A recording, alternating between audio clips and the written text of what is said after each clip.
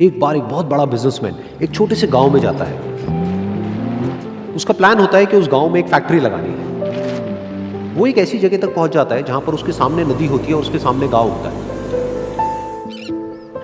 अब उसके पास में दो ऑप्शंस होते हैं। एक कि वो सड़क के रास्ते से घूम करके उस गांव तक पहुंचे, जिसमें करीब करीब 8 घंटे लगेंगे, क्योंकि डायरेक्ट कोई रास्ता नहीं है वहां तक पहुंचने का। दूसरा कि सिर्फ 20 मिनट में एक नाव में बैठ करके उस नदी को पार करके उस गांव तक पहुंच जाए।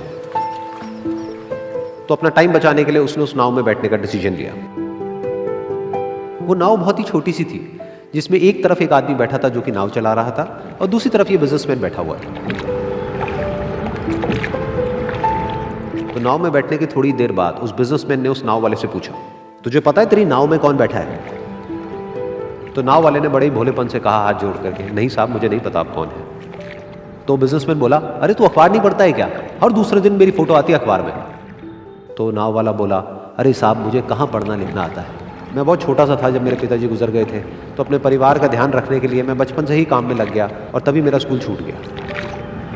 ये सुन करके उस बिजनेसमैन ने उसका मजाक उड़ाते हुए उसको कहा, तुझे पढ़ना लिखना तक नहीं आता है, ऐसी जिंदगी का क्या फायदा?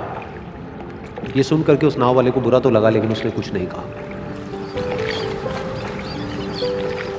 थोड़ी देर बाद वो बिजनेसमैन उस नाव वाले से बोला, अभी कुछ ही दिन बाद ये जो सामने तू जमीन देख रहा है, यहां पर मेरी एक बहुत बड़ी फैक्ट्री होगी जहां पर हमारे ब्रांड की मिनरल वाटर की बॉटल्स बनेगी। उस नाव वाले को बात समझ नहीं आई। उसने कहा, क्या बनेगा साहब?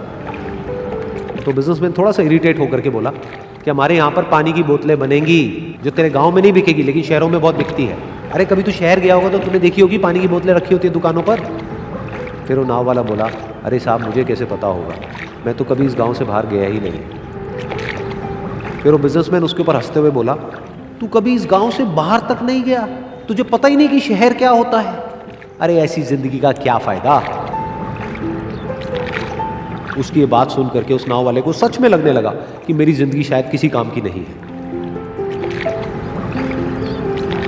अपनी सोच की वजह से उसका नाव से ध्यान हटा और तभी नाव की टक्कर हो गई एक बड़े से पत्थर से, जिसकी वजह से नाव में पानी भरने लगा और नाव डूबने लगी।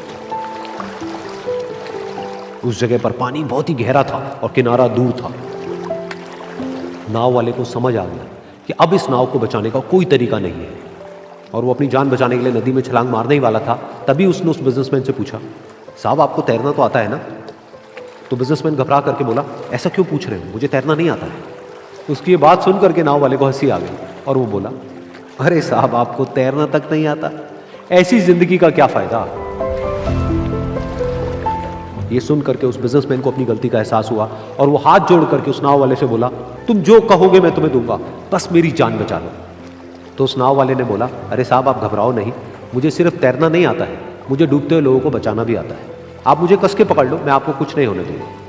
और फिर उस नाव वाले ने ना सिर्फ अपनी बल्कि उस बिजनेसमैन की भी जान बचाई। तो इस कहानी से हम एक बहुत बड़ी सीख ले सकते हैं कि हमें जिंदगी में कभी भी किसी का भी मजाक नहीं उड़ाना चाहिए या उसको अपने से कम नहीं समझना चाहिए, क्योंकि हमें नहीं पता कि हमें कब, कहां, कैसे, किसकी जरूरत पड़ जाए।